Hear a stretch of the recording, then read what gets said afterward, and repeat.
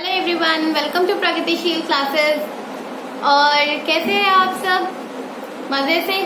Lockdown शायद फिर से बढ़ने वाला है, ऐसा मुझे न्यूज में मिला है। आप लोगों को भी शायद कुछ न्यूज वैसा मिला होगा। बोर हो रहे हो क्या घर पे सबके सब? पढ़ाई कर लो अगर बोर हो रहे हो तो, ठीक है ना। सारा बोरियत खत्म हो जाएगा। पढ़ाई करो, पढ़ाई सबको कह रही हूँ, अच्छे से पढ़ाई करो। छुट्टी को छुट्टी के तौर पे मत लो, ठीक है। चलो, लास्ट टाइम हम लोगों ने लेक्चर नंबर 6 देखा था। मैं क्विक रिवीजन करवा देती हूँ और मैं थोड़ा सा बैक रिवीजन भी करवा देती हूँ, ठीक है ना।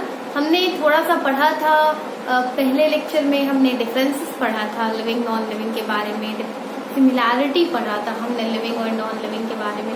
अभी तक मुझसे किसी बच्चे ने ये भी नहीं कहा कि हाँ मैम मुझसे नहीं बना या हाँ मैम मुझसे बन गया।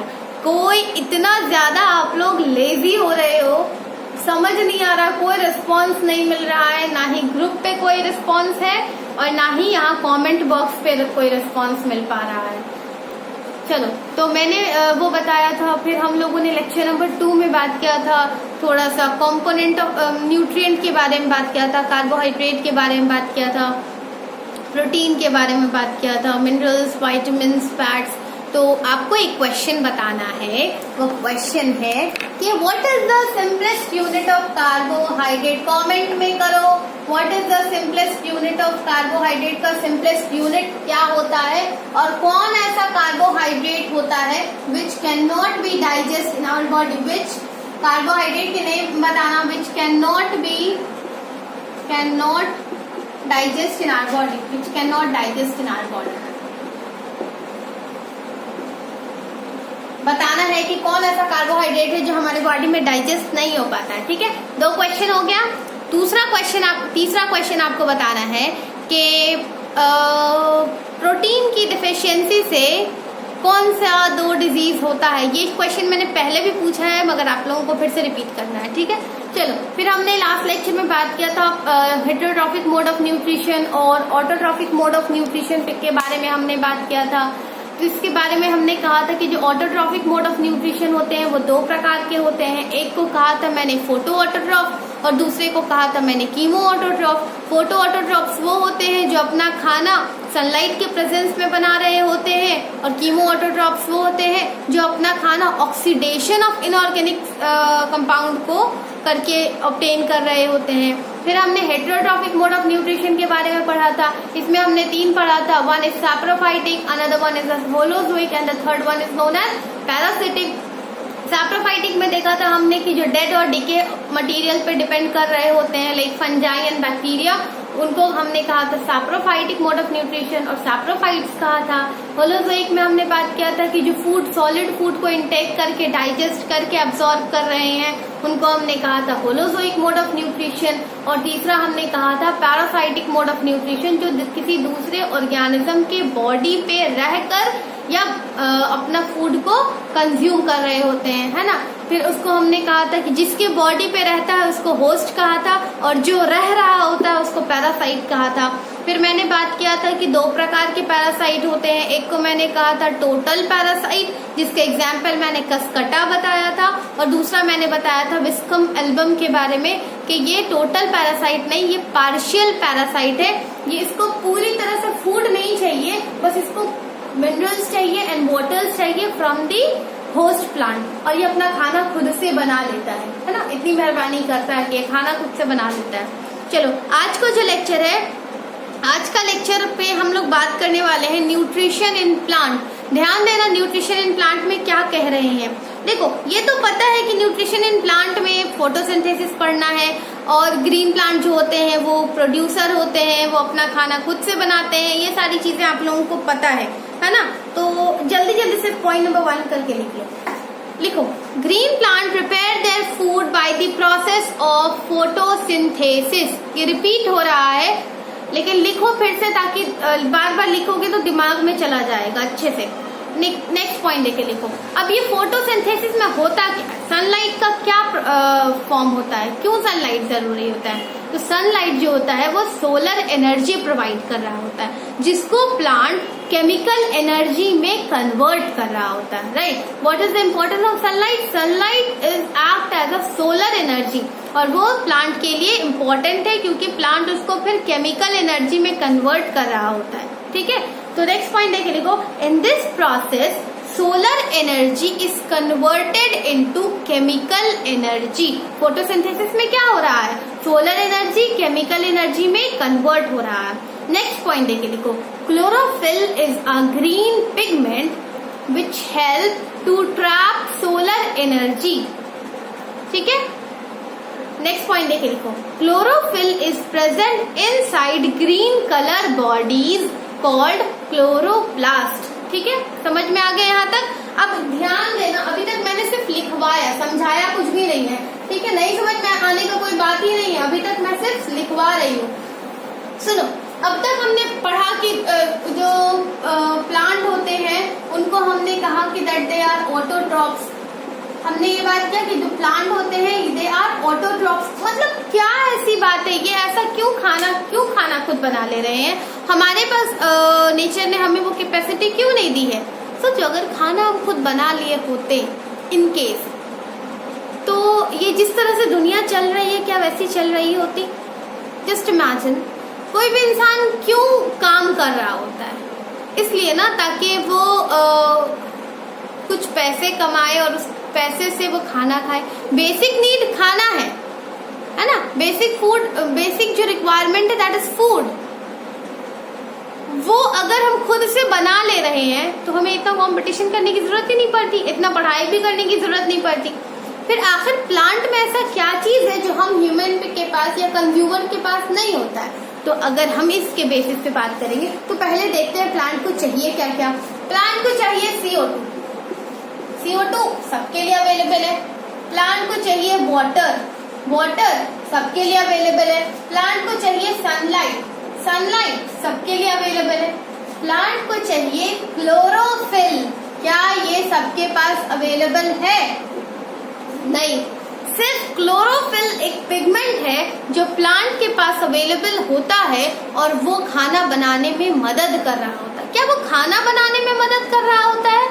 नहीं, वो सिर्फ सनलाइट को कैप्चर करने में मदद करता है, उसके अलावा वो कुछ काम नहीं करता है। बस उसका काम यह है कि वो एनर्जी कलेक्ट करके रखता है और प्लांट को देते चला जाता है कि लो मैं एनर्जी दे रहा हूँ, खाना बनाना तुम्हारा काम, लीफ का काम, सब कुछ लीफ करेगा, राइट। मतलब अंदर में सारा प्रोसेस हो रहा होता है। क्लोरोफिल का जो एग्जैक्ट जो पिगमेंट क्लोरोफिल का काम ये है that it only help to trap solar energy, right. Clear हो गया यहाँ तक? यानी ये पिगमेंट, अच्छा तो ये पिगमेंट होता कहाँ है? लीफ में तो पता है दैट लीफ के पास क्लोरोफिल होता है। क्या लीफ में होता है? अगर हम सेल के बेसिस पे बात करें तो सेल में कहाँ होता है? तो जब आप लोगों ने पढ़ा होगा सेल को तो पढ़े होंगे कि सेल के पास प्लास्टिड नाम का ऑर्गेनेल होता है और 3 प्रकार का प्लास्टिड होता है, क्लोरोप्लास्ट, क्रोमोप्लास्ट और last one is leucoplast. Exactly, leucoplast है ना। तो क्लोरोप्लास्ट के बारे में हमने पढ़ा था दैट ग्रीन कलर का पिगमेंट होता है। क्रोमोप्लास्ट के बारे में हमने पढ़ा था कि ये कलरफुल पिगमेंट होता है और ल्यूकोप्लास्ट के बारे में हमने पढ़ा था कि ये कलरलेस पिगमेंट, ये कलरलेस होता है और ये फूड को स्टोर करने में मदद करता है। हमने ये सारी चीजें पढ़ी थी। तो वही क्लोरोप्लास्ट है जो ग्रीन कलर का बॉडी होता है जो पिगमेंट को कंटेन करके रख रहा होता है, ठीक है। तो वही मैंने लिखवाया है, chlorophyll is a green pigment which help to trap solar energy and it is present inside green colour body called chloroplast. यहाँ तक क्लियर हो गया? कोई दिक्कत नहीं? चलो अब चलो, क्लोरोप्लास्ट अगर हमने पढ़ा तो थोड़ा सा देखो, मैं थोड़ा सा बता रही हूँ, नोट करते जाना ताकि प्रॉब्लम बाद में नहीं होगा। मैं थोड़ा सा क्लोरोप्लास्ट का स्ट्रक्चर बताने की कोशिश कर रही हूँ। आप लोगों ने क्लास 9 में पढ़ा है, मुझे पता है पढ़ा है, लेकिन एक बार रिविजन कर लेते हैं। देखो, क्लोरोप्लास्ट के पास क्या होता है? डबल मेम्ब्रेन स्ट्रक्चर होता है। क्लोरोप्लास्ट के पास क्या होता है? डबल मेम्ब्रेन स्ट्रक्चर होता है। जल्दी से नोट करो, करते जाओ। और इस डबल, ये क्या है? आउटर मेम्ब्रेन और ये है इनर मेम्ब्रेन। ये क्या है? ये डबल मेम्ब्रेन है, नोट करते जाना। इसके ये क्लोरोप्लास्ट का स्ट्रक्चर बता रही हूँ। इसके अंदर क्या होता है? ये है हमारा थैलाकॉइड। क्या है? Thylakoid, thylakoid, thylakoid, thylakoid, thylakoid, thylakoid, ये सब क्या है हमारा? थैलाकॉइड। एक थैलाकॉइड दूसरे थैलाकॉइड से इस प्रकार से जुड़ा हुआ होता है। ठीक है? हाँ चलो कर सकते हैं, या इसको ऐसे हटा दो, यहाँ से इसको हटा दो, इस प्रकार इसको यहाँ से। इसको एक पर्टिकुलर को कहते हैं थैलाकॉइड और इस पूरे स्ट्रक्चर को कहते हैं ग्रैना। इस पूरे स्ट्रक्चर को कहते हैं ग्रैना। ये जो स्ट्रक्चर है जिसके अंदर थैलाकॉइड इज एम्बेडेड, इसको कहते हैं स्ट्रोमा। इसको कहते हैं स्ट्रोमा। ये है थैलाकॉइड। अब ये जो थैलाकॉइड है इसके ही अंदर क्लोरोफिल पिगमेंट प्रेजेंट होता है। क्लोरोप्लास्ट में भी कहाँ प्रेजेंट होता है? दिख रहा है ना आप लोगों को? शाइन कर रहा है शायद बोर्ड बहुत ज्यादा। क्लोरोफिल के अंदर कहाँ क्लोरोफिल प्रेजेंट है? तो क्लोरोफिल थैलाकॉइड के अंदर प्रेजेंट होता है, इसके अंदर। ठीक है? ये सनलाइट को एब्जॉर्ब कर रहा होता है और एब्जॉर्ब कर करके ये दे देता है फूड को स्ट्रोमा के पास। तो चलो अब इसी स्ट्रक्चर को पहले देखते हैं, अभी कुछ ज्यादा कुछ नहीं। This is the structure of chloroplast. Chloroplast, अब तुमने पढ़ा होगा कि क्लोरोप्लास्ट जो होता है वो सेमी ऑटोनोमस ऑर्गेनल होते हैं ना। सेमी ऑटोनोमस ऑर्गेनल होते हैं, पढ़े हो ना क्लास 9 में। मतलब इसके पास कुछ अमाउंट ऑफ डीएनए भी होता है, कुछ अमाउंट ऑफ राइबोसोम भी होता है, तो वो सब थोड़ा सा लिख लेते हैं। राइट, यहाँ पे कुछ अमाउंट ऑफ राइबोसोम होते हैं, कुछ डीएनए मॉलिक्यूल भी होते हैं। सिंपल सा डीएनए होता है, कुछ डीएनए मॉलिक्यूल भी होते हैं। राइट, बस this is all about. Ribosome हो गया, थैलाकॉइड हो गया, डीएनए के बारे में भी हो गया। और एक चीज नोट कर लो, अभी शायद समझ में नहीं आएगा, अभी सिर्फ नोट करो। ग्राना वो जगह होता है जहाँ पे लाइट रिएक्शन होता है। लाइट रिएक्शन होता है। अभी क्या लाइट रिएक्शन है कुछ नहीं समझ में आएगा, बस समझो ग्राना वो जगह होता है जहाँ लाइट रिएक्शन होता है। It is site for light reaction. और स्ट्रोमा वो जगह होता है जहाँ डार्क रिएक्शन होता है। It is site for dark reaction. चलो यहाँ तक नोटेड, डन। मैं इरेज कर रही हूँ। तो चलो हम लोग लिख रहे थे कि ये हमने इतना देखा, अब इसके बारे में थोड़ा सा लिख लो, स्ट्रक्चर बना लो, ड्रॉ कर लो, समझ में आ गया होगा। लिखो, chloroplast is a double membrane structure which contain grana and stroma. Which contain grana and stroma.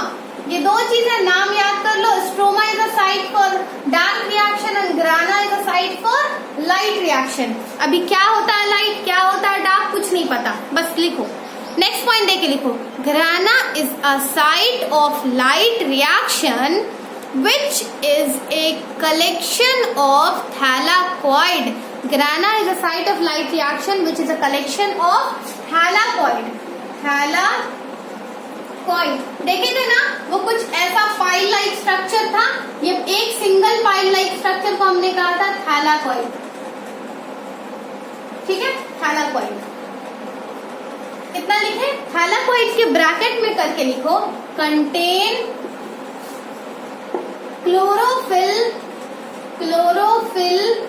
pigment, contain chlorophyll pigment and help to trap solar energy. ठीक है, नेक्स्ट पॉइंट देखे लिखो, stroma is a site of dark reaction which help to synthesize glucose.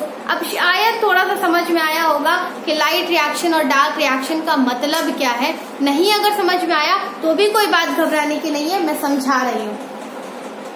देखो, मैंने बताया कि ग्राना और stroma कुछ होता है, और मैं एक छोटा सा फिर से स्ट्रक्चर बना दे रही हूँ यहाँ पे साइड में, ताकि समझाने में आसानी हो।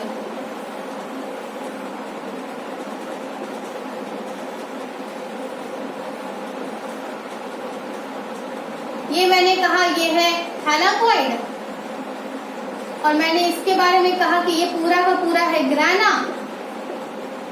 और इसके बारे में मैंने कहा कि ये है हमारा स्ट्रोमा। इतना सा बात मैंने कहा। अब देखो होता क्या है, फोटोसिंथेसिस में क्या होगा, लाइट कैप्चर होगा, लाइट को ट्रैप किया जाएगा और लाइट ट्रैप करके ग्लूकोज बनाना है। यही ना मतलब है हमारा कि सोलर एनर्जी को ट्रैप करेंगे और सोलर एनर्जी को ट्रैप करके ग्लूकोज का सिंथेसिस करना है। तो समझो जहां पे ग्लूकोज बन रहा है उस वाले एरिया को कहते हैं डार्क रिएक्शन, और जहां पे लाइट ट्रैप हो रहा है उस वाले एरिया को कहते हैं लाइट रिएक्शन। अब देखो लाइट ट्रैप करने का काम किसका, ग्राना का। तो यानी ग्राना का काम है लाइट को ट्रैप करना, इसीलिए हमने इसको कहा it is a site for light reaction. Reaction हो रहा है, लाइट को ट्रैप किया जा रहा है। अब जब लाइट ट्रैप हो गया, सोलर एनर्जी हमारे पास कलेक्ट हो गया, अब क्या काम करना है नेक्स्ट, अब करना है ग्लूकोज बनाना है। तो जितना एनर्जी ग्राना के पास होता है या जितना एनर्जी थैलाकॉइड के पास होता है, ये सारा का सारा एनर्जी ट्रांसफर कर दिया जाता है कहाँ ट्रांसफर किया जाएगा, स्ट्रोमा में। कहाँ पे ट्रांसफर किया जाएगा, स्ट्रोमा में। Light reaction, light solar energy को इसने ट्रैप किया और ट्रैप करके दे दिया स्ट्रोमा को कि लो स्ट्रोमा तुम ये एनर्जी को पकड़ो और इसकी मदद से तुम ग्लूकोज बनाओ। मतलब कहने का सिर्फ ये है कि सिर्फ ग्लूकोज बनेगा कहाँ, स्ट्रोमा के अंदर। और चूंकि ग्लूकोज बन रहा है, लाइट का अब कोई जरूरत नहीं है क्योंकि ये तो एनर्जी ट्रांसफर करके दे ही दिया इसको। तो इसीलिए हमने कहा कि चूंकि यहाँ पे लाइट का काम है इसलिए इसको हमने कहा लाइट रिएक्शन। यहाँ पे लाइट का कोई काम नहीं है इसलिए इसको हमने कहा डार्क रिएक्शन। अब वो एनर्जी किस फॉर्म में ट्रांसफर होता है तो थोड़ा सा ध्यान देना। ये क्या करता है, सोलर एनर्जी को ट्रैप किया, सोलर एनर्जी को ट्रैप किया और सोलर एनर्जी को ट्रैप करके एटीपी बनाता है। सोलर एनर्जी को ट्रैप करके एटीपी बनाता है। समझ में आ रहा है, सोलर एनर्जी को ट्रैप करके एटीपी बनाता है और ये एटीपी दे देता है स्ट्रोमा को। एनर्जी करेंसी मिल गया स्ट्रोमा के पास। अब उस एटीपी की मदद से वो ग्लूकोज बना लेता है। समझ में आया, यहाँ तक क्लियर हो गया। चलो मैं इसको इरेज कर रही हूँ।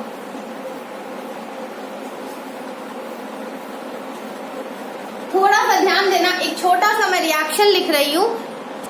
तो देखो इस वाले डायग्राम को देखो, मैंने वीडियो पॉज किया था ताकि ड्रॉ कर लूँ आसानी से। देखो सनलाइट से सोलर एनर्जी आया, कहाँ आया, ये ग्राना के पास आया, मतलब जिसका एक पर्टिकुलर यूनिट है थैलाकॉइड। वहां पे क्या हुआ, सनलाइट ट्रैप हुआ, जहाँ पे हमने कहा लाइट रिएक्शन हुआ। एक चीज देखो, हमने कहा था कि फोटोसिंथेसिस के प्रोसेस में CO2 और H2O की जरूरत होती है। H2O और CO2 की जरूरत होती है। तो H2O कहाँ पे जरूरत होगा, ये H2O जरूरत, ये है H2O। यहाँ पे H2O का जरूरत होता है लाइट रिएक्शन के फॉर्म में। और फिर इस रिएक्शन के बाद O2 बाहर की तरफ निकल जाता है। ठीक है, लाइट रिएक्शन ने क्या किया, एटीपी बनाया। लाइट रिएक्शन ने क्या किया, एटीपी बनाया और एटीपी बना करके डार्क रिएक्शन को दे देता है कि लो तुमको मैंने एनर्जी दिया। अब ये डार्क रिएक्शन क्या करता है, एटमॉस्फेयर से CO2 लेता है और स्ट्रोमा में ये प्रोसेस हो रहा है, CO2 लेगा, स्ट्रोमा में ये प्रोसेस हुआ और फिर ये बन गया ग्लूकोज। मतलब CO2 की जरूरत कहाँ पे पड़ रही है, डार्क रिएक्शन में। H2O की जरूरत कहाँ पे पड़ रही है, लाइट रिएक्शन में। लाइट रिएक्शन में ग्राना में होता है और डार्क रिएक्शन स्ट्रोमा में होता है। ग्राना जो होता है वो एटीपी को ट्रांसफर करता है डार्क रिएक्शन में। एटीपी कैसे बनता है, ये सनलाइट को, सोलर एनर्जी को ट्रैप करके एटीपी बनाता है और डार्क रिएक्शन को दे देता है। लाइट रिएक्शन क्या करता है, H2O लेता है और H2O को लेकर के H2O को लेकर के ऑक्सीजन को एनवायरनमेंट में दे देता है और इधर हमें क्या मिला, O2 मिला और इधर हमें क्या मिला, ये मिला हमें ग्लूकोज। तो ये प्रोसेस है हमारा फोटोसिंथेसिस का। होप सो आपको समझ में आ रहा होगा। चलो नेक्स्ट पॉइंट देकर के लिखो, यहाँ तक लिखा गया, अब लिखो the process by which green plant prepare their food in the presence of sunlight and chlorophyll with the help of inorganic substance like CO2 and water is called photosynthesis। इस चीज को मैं दोबारा रिपीट कर रही हूँ, है ना। एक मैंने वहाँ ऑटोट्रॉफिक मोड ऑफ न्यूट्रिशन में भी लिखवाया था, फिर मैं यहाँ पे दोबारा रिपीट कर रही हूँ, ठीक है ना, ताकि समझ में आ जाए। अब देखो फोटोसिंथेसिस में प्लांट को बनाना क्या था, ग्लूकोज। क्या प्लांट चाह रहा था कि वो ऑक्सीजन को एनवायरनमेंट में दे? प्लांट को क्या मतलब ऑक्सीजन मिल रहा है एनवायरनमेंट में, नहीं मिल रहा, उसको प्लांट को कोई मतलब नहीं है ऑक्सीजन को। प्लांट को सिर्फ और सिर्फ ग्लूकोज बनाना है। ऑक्सीजन मिल रहा है, ये समझ लो रिएक्शन का एक एंड प्रोडक्ट, बाई प्रोडक्ट है, एंड प्रोडक्ट नहीं, बाई प्रोडक्ट है। प्लांट को सिर्फ बनाना है ग्लूकोज, लेकिन एक ऐसा प्रोसेस है कि जब भी वो ग्लूकोज बनाएगा ना, ऑक्सीजन बनेगा ही बनेगा। यानी अगर हम बात करें फोटोसिंथेसिस का मेन प्रोडक्ट क्या है, तो फोटोसिंथेसिस का मेन प्रोडक्ट होता है ग्लूकोज। लेकिन अगर हम फोटोसिंथेसिस का बाई प्रोडक्ट पूछे, मतलब ऐसा चीज जिसको बनाना नहीं चाह रहा है प्लांट, लेकिन गलती से या अपने आप बन रहा है, उसको कहते हैं बाई प्रोडक्ट। तो अगर मैंने कहा फोटोसिंथेसिस का बाई प्रोडक्ट क्या है, तो फोटोसिंथेसिस का बाई प्रोडक्ट है ऑक्सीजन। और फोटोसिंथेसिस का मेन प्रोडक्ट क्या है, फोटोसिंथेसिस का मेन प्रोडक्ट है ग्लूकोज। प्लांट को चाहिए ग्लूकोज, लेकिन नेचर ने इतना अच्छा सिस्टम बनाया है कि प्लांट जब भी अपना खाना बनाएगा, ऑक्सीजन एनवायरनमेंट को मिलेगा ही मिलेगा। ठीक है, क्लियर हो गया यहाँ तक? तो नेक्स्ट पॉइंट देखिए, देखो oxygen is released as a by product during this process. Underline कर लेना इसको, ठीक है। और वो वाला रिएक्शन एग्जाम में जब भी करोगे, ये वाला बनाओगे ना, तो यकीन मानो अच्छा पॉइंट मिलेगा, मार्क्स मिलेगा।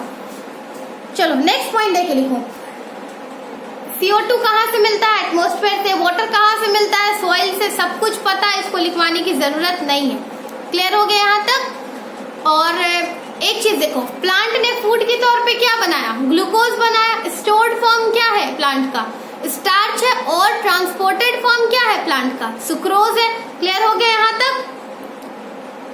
एक छोटा सा वो कर लो, स्टेप्स इन्वॉल्व इन फोटोसिंथेसिस। कौन कौन सा स्टेप फोटोसिंथेसिस में इन्वॉल्व होता है, पॉइंट नंबर 1 पॉइंट नंबर 2 करके लिख लो, ताकि समझ में प्रॉपर तरीके से आ जाए।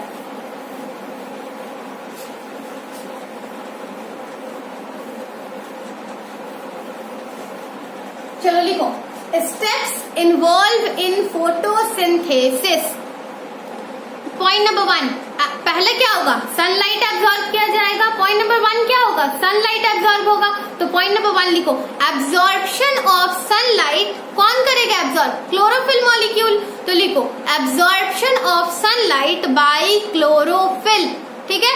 पॉइंट नंबर 2 लिखो, ऐसे करके लिखो, स्टेप्स इन्वॉल्व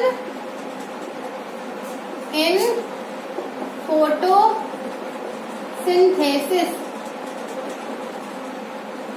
पॉइंट नंबर 1 लिखो, absorption of sunlight by chlorophyll. Point number 2 लिखो, conversion of light energy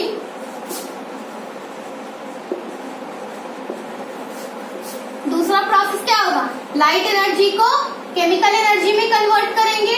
conversion of light energy to chemical energy. Point number 3 क्या लिखेंगे, अब तीसरा क्या पॉइंट होगा।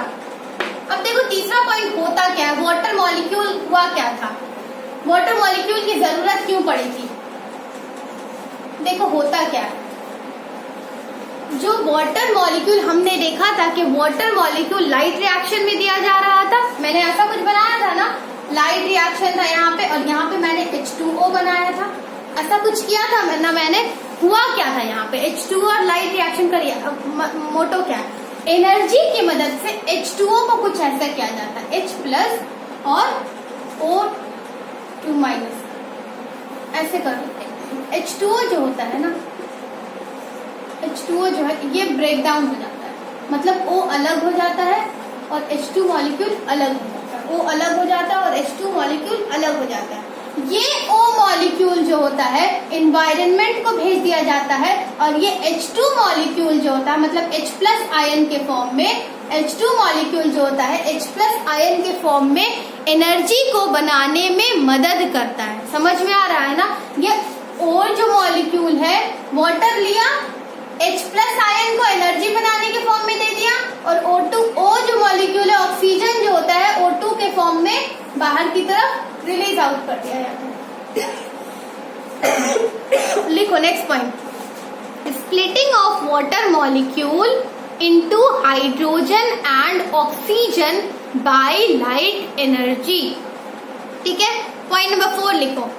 पॉइंट नंबर 4, अब पॉइंट यहां तक हो गया। अब पॉइंट नंबर 4 में क्या होगा? CO2 is converted into CO2 is converted into